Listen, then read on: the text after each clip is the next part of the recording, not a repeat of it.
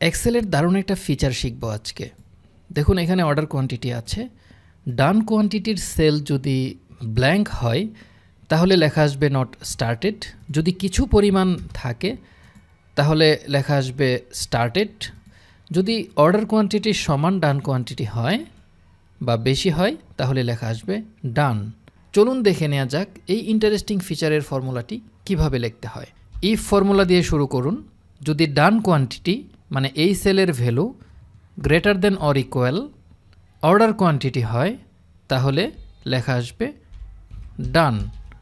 এটি কি করতে হবে? কমা দিয়ে কোটেশন সাইনের ভিতরে লিখতে হবে। এখন যেহেতু আরও কন্ডিশন আছে সেহেতু আবার ইফ লিখব। এটি নেস্টেড ইফ। ওকে, এখন এই সেলের ভ্যালু যদি নট ইকুয়াল টু 0 হয়, তার মানে কিছু কোয়ান্টিটি হয়, তাহলে আমাদের দরকার স্টার্টেড। আর অন্য সকল ক্ষেত্রে নট স্টার্টেড। কোটেশন সাইনের ভিতরে নট স্টার্টেড লিখে 2 বার ব্র্যাকেট দিয়ে এন্টার দিয়ে দিব। That's it. জাস্ট ফর্মুলাটি কপি করে দেই। দেখুন এবার যেহেতু ব্ল্যাঙ্ক নট স্টার্টেড, যদি কিছু কোয়ান্টিটি হয় তাহলে স্টার্টেড, যদি পুরো কোয়ান্টিটি হয় তাহলে ডান। আপনার এক্সেল স্কিলকে বাড়ানোর জন্য ফিচারটি এখনই ট্রাই করে দেখতে পারেন। আরও ট্রিক্স পাওয়ার জন্য চ্যানেলটি সাবস্ক্রাইব করে রাখুন। ফেসবুক থেকে দেখলে ফলো করে রাখুন।